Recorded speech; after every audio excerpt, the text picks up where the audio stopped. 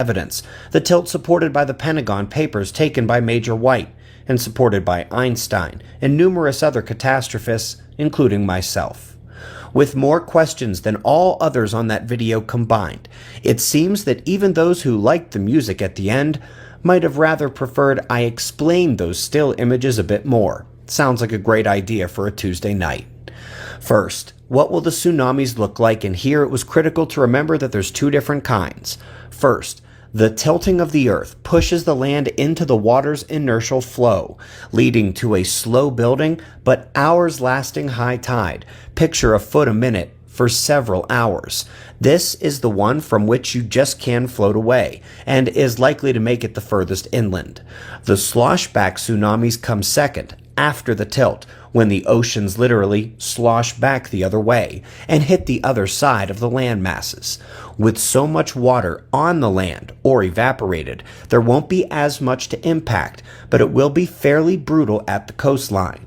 If you had to pick one of these two options, you'd want to be at the initial tidal surge and something that floats, rather than at the sloshback.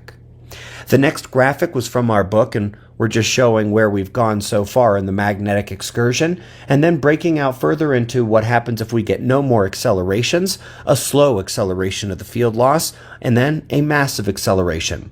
Now, what is not in here is the fact that we had a shift in the 2015 fields, and then a field loss acceleration in 2017, coincident with a geomagnetic jerk. And so the green line is truly out at this point, somewhere between yellow and red. The safe zone consideration number one in my mind should be about the flood. The cyclical deluge may not be the most difficult aspect of the excursion to overcome, especially if you can just float away, but it is the predominant concern that directs much of the other prepping. And yes, most of the earth is indeed low elevation. The water breaks through the valleys and the plains easily, leaving a lot of the mountain areas spared. The second consideration was about the weather, and for this you need to consider both the current conditions and those after the tilt. For all we know, a decade could separate the sun knocking out the power and then the tilt of Earth. If you only survive now because of electricity, it's something to think about. Up next, this graphic I believe caused probably the most confusion from that video. It is the post-tilt Earth rectangular projection, and the reason the words are written twice is because it will be cold at the new North Pole and the new South Pole. Go ahead and pretend those words do stretch all the way across the screen. Hawaii and the Congo, no real change in temperature, being the axis of the tilt. Finally, no matter how great your spot, if there are too many other people around, it's a problem. Everyone will have the same needs: food, water, shelter, supplies.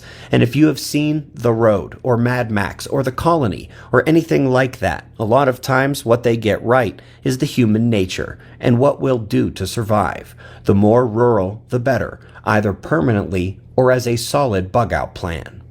A lot of people emailed asking where they could find the safe zone maps, like I pulled them from a website. Sorry, I made these maps based on the current climate with the potential to lose electricity, the future climate after the shift, the likely inertial wave paths and those of the sloshback tsunamis, and also, as you can see, things like volcanoes and whether some other thing makes the region unfavorable for the time being. Go back to the disaster series. Watch the full 77-minute video. There's a lot more in there on survival than you might imagine, or remember if you've seen it already. I'll see you in the morning for the daily update. Be safe, everyone.